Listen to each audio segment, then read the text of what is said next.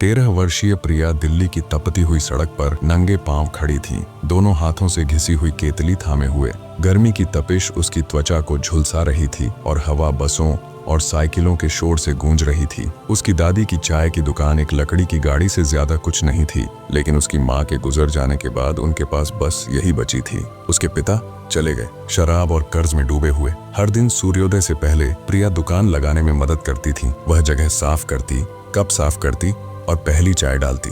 उसके पैरों में छाले पड़ गए थे, उसके कपड़े फीके पड़ गए थे, लेकिन उसकी आंखों में एक ऐसी आग थी जिसे बुझाया नहीं जा सकता था।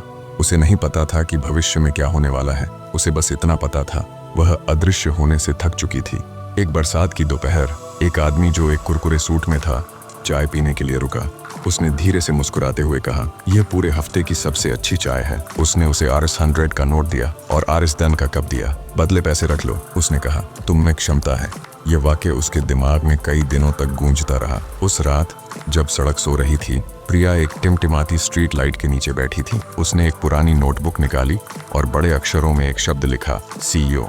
उस रात जब सब सो रहे थे, प्रिया ने अपनी नोटबुक में टिमटिमाते बल्ब के नीचे CIO लिखा। उसे ठीक से नहीं पता था कि इसका क्या मतलब है, लेकिन वह जानती थी कि वह अपनी जिंदगी बदलना चाहती है।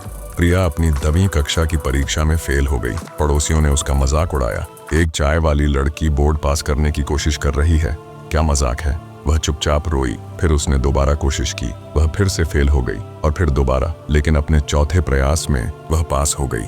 19 साल की उम्र में उन्होंने कॉलेज प्रवेश परीक्षा पास की और BBA प्रोग्राम में दाखिला लिया। वह दिन में पढ़ाई करती थीं, शाम को चाय परोसती थीं और रात में बिजनेस प्लान लिखती थीं।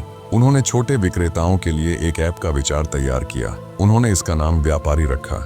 उसने कॉलेज की एक प्रतियोगिता में हिस्सा लिया। लोग हंसे, सिवाय एक जज के जिसने तालियां बजाईं। उसने RS5 लाख की फंडिंग जीती। उसके ऐप को 1 मिलियन से ज्यादा बार डाउनलोड किया गया। उसने एक छोटी सी टीम बनाई और अपना काम बढ़ाया। उन्होंने चाय विक्रेताओं को प्रशिक्षित करने के लिए महिला सशक्तिकरण पहल शुरू की। अब वह 31 वर्ष की हो चुकी है और कांच के बने कार्यालय टावर में चाय पीती है और अब भी कागज के कप का ही उपयोग करती है।